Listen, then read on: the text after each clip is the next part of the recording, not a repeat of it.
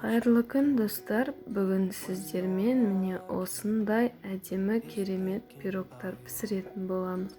Ол үшін бізге жылы сүт керек.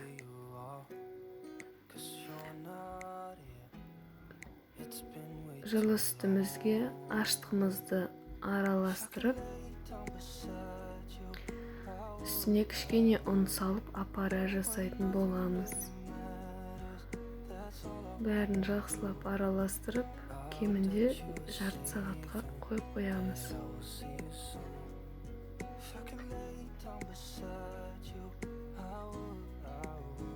Жарты сағат тұрған қамырымызды міне осындай болып көтерілу керек. Егер сіздердің аштықыларыңыз балғын болмаса, онда көтерілмей қалуы мүмкін. Үстіне қантымыз саламыз. Ерітілген майымызды құямыз. Жұмыртқа. Бәрін жақсылап араластырып,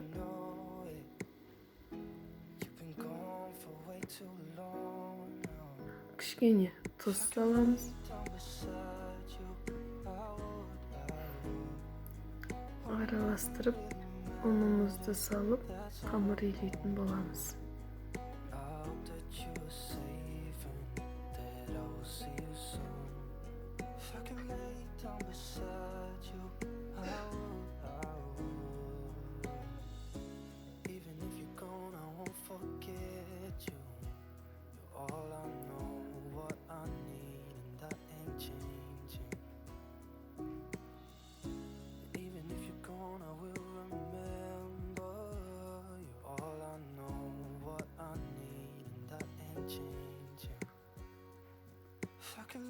Қамыр қатты болмау керек, жұмсақ етіп илейміз.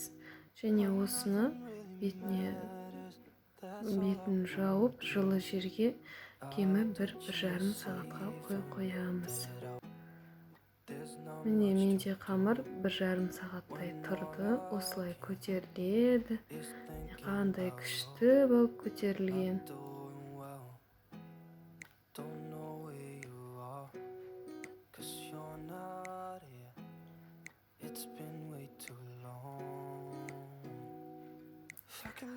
Енді осы қамырымызды екіге бөлеміз. Себебі біз екі түрлі пирог істейтін боламыз қазір. Бір бөлігін осылай дөңгелентіп, ыдысымызға қайта салып, бетін жауып қоямыз.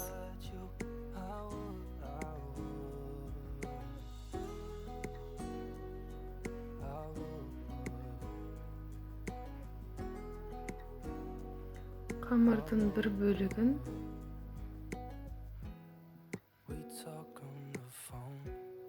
үшке теңдей етіп, үшке бөліп аламыз.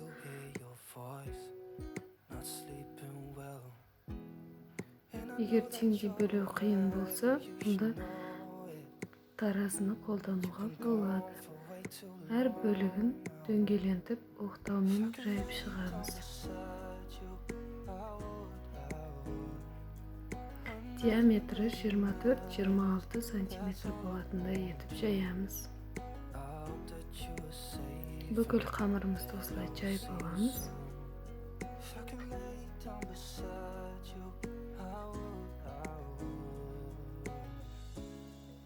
Қатты жұқа болып кетсе де болмайды.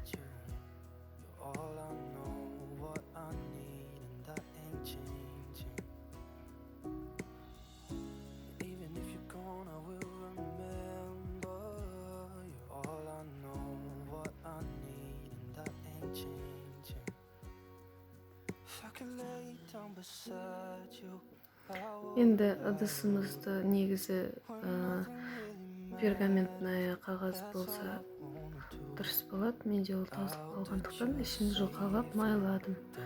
Енді бір қабатын орналастырып, үстіне осылай джемді жағамыз. Джем негізі немесе қатты қою варенье болса болады. Главное қою болу керек. Сұйық болса ол ағып кетуі мүмкін.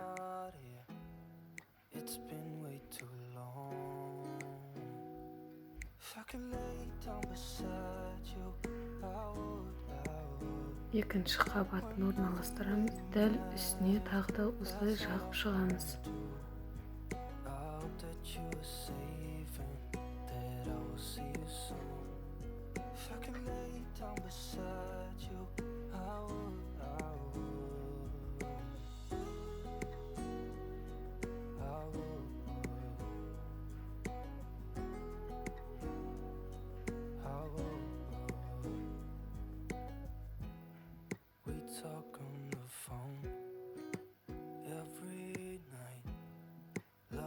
Енді үшінші қабатын жабамыз. Мен де джем смородинаның джемін қолдандым.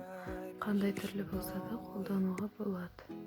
Шеттерін бәрін жақсылап біріктіріп, енді ортасына дөңгелек ыдыс қойып, осылай видеодағыдай істеңіздер. Өткір пышақтың көмегімен осылай бөліктерге бөліп шығатын боламыз. Бірінші мен осылай 4 жағынан бөліп аламын.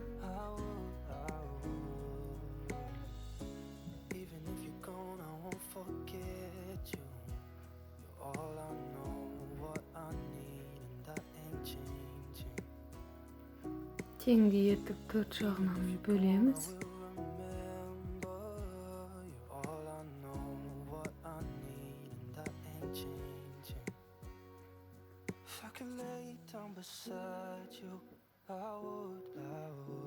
Енді осы 4 бөлікті орталарынан бөліп шығамыз. Яғни 8 бөлік болады сонда.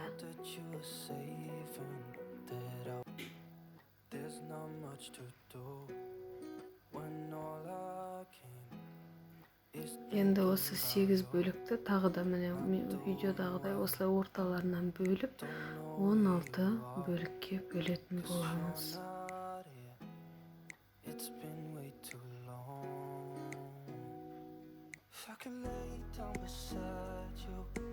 Міне, енді мына бір-біріне қарап тұрған 2 бөлігін алып видеодағыдай дәл осылай төңкеріп қойып шығамыз.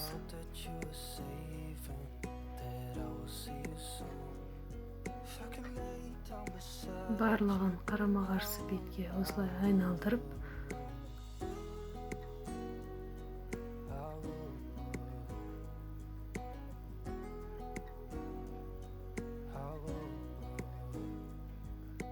осылай барлығын жақсылап орналастырып шығамыз. Бір қарағанда қардың бейнесін еске салады. Енді осыны бір жұмыртқаны жарып, үстін жұмыртқамен жағып шығатын боламыз. 180 градуста қызып тұрған пеште 30-40 минут пісіріп аламыз.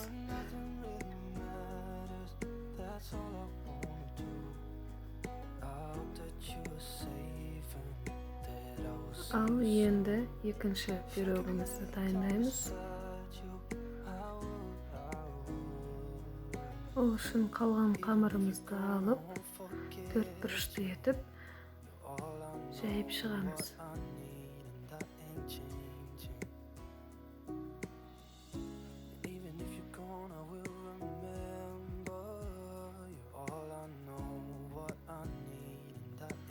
Қатты қалың қылып жаюдың қажеті жоқ, немесе қатты жұқа қылып жайып жіберуге болмайды. Енді ерітілген сары майымызды ішіне жағып шығамыз осылайынан. Қант пен корицамызды араластырып, ішіне начинкасын өз қалауларыңыз бойынша жасасаңыздар болады. Себебі біз қазір плетенка жасайтын боламыз. Осылай мен корица мен қантты араластырып сеуіп шықтым.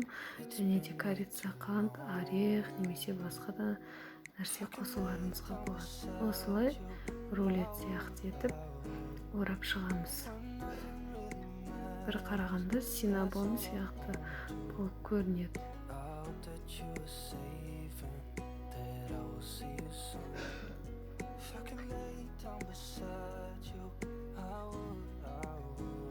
барлығын осылай орап шығамыз дағыны ұзыннан қойып.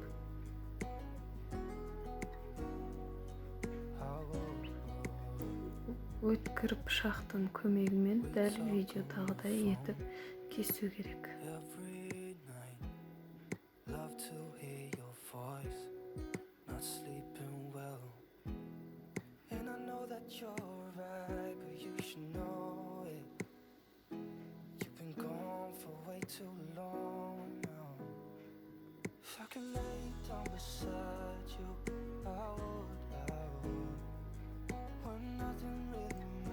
Енді осы ажыраған бөліктерді ішіндегі салмалар төгіліп кетпейтіндей етіп ақырындап видеодағыдай етіп бірінің үстіне бірін қойып өреміз.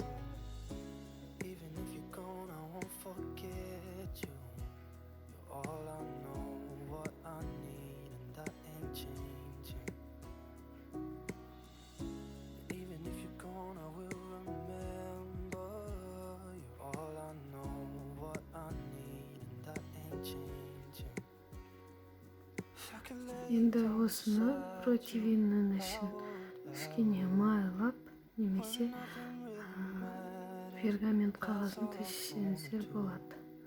Осылай ақырындап орналастырамыз.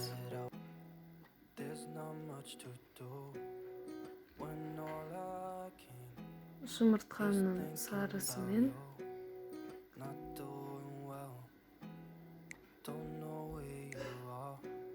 осылай жағып шығамыз. Міне біздің пирогтарымыз дайын, жұмсақ, әдемі, иісі деген керемет болып шықты. Менімен бірге жасап көруге кеңес беремін. Видеоны соңына дейін қарағандарыңызға рахмет.